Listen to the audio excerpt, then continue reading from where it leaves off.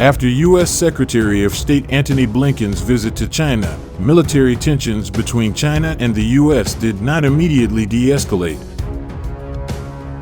Over the past few days, warships and aircraft carriers from both nations have been spotted operating in the South China Sea and Taiwan Straits, which are close to China. The U.S. should stop saying one thing and doing another and cease engaging in military provocations near China, experts said on Saturday, if it truly wants to reduce the danger of mishaps or pursue diplomacy. According to a Pentagon news release, the USS Ronald Reagan, the only forward-deployed aircraft carrier for the U.S. Navy, was engaged in operations in the South China Sea on Friday.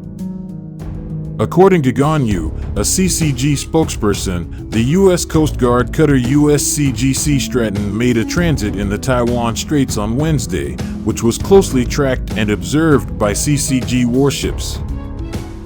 The PLA Navy's Shandong Aircraft Carrier Group was reportedly observed on Wednesday as it traveled through the Taiwan Straits in a southwesterly direction into the South China Sea, according to media sources on the island.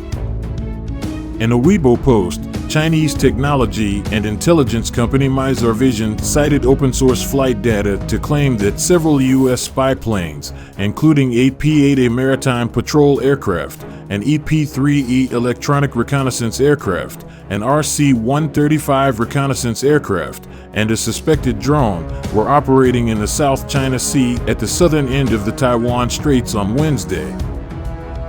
A U.S. RC-135 reconnaissance aircraft purposefully entered the PLA Carrier Group's training area for reconnaissance and disruption in late May as the aircraft carrier Shandong sailed through the Taiwan Straits in a northeasterly direction, and the U.S. side hyped up a PLA Air Force J-16 fighter jet's professional and resolute interception of the U.S. spy plane.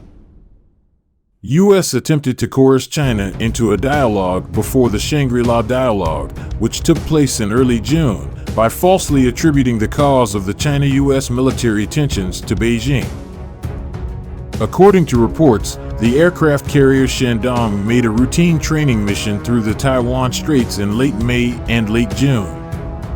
This mission had nothing to do with the current events in the Taiwan Straits or the South China Sea, a Beijing-based military expert who asked to remain anonymous told the Global Times on Saturday. However, the carrier's movements as a strategic platform will always act as a deterrent force against Taiwan independence secessionist forces and outside interference forces, as well as a counterbalance to U.S. military provocations near the island of Taiwan and in the South China Sea, the expert said. On June 19th, Blinken concluded a two-day visit to Beijing, during which the two parties decided to normalize their ties and maintain open lines of contact. However, experts said that U.S. aircraft carrier, cutter, and spy plane actions near China's borders demonstrated that the two nations' military tensions continued for the time being. According to Li Haidong, a professor at the China Foreign Affairs University, despite U.S. claims that it will seek to improve relations with China, tensions have continued to rise as a result of U.S.-instigated incidents. As it has built a comprehensive system integrating land, sea, air, space, electromagnetic space, and cyberspace that can thwart any external interference forces on China's doorsteps, be it around the island of Taiwan or in the South China Sea, whether it involved Coast Guard cutters or aircraft carriers, analysts said, the Chinese military has the capability, will, and confidence to resolutely safeguard national sovereignty, security, and development interests.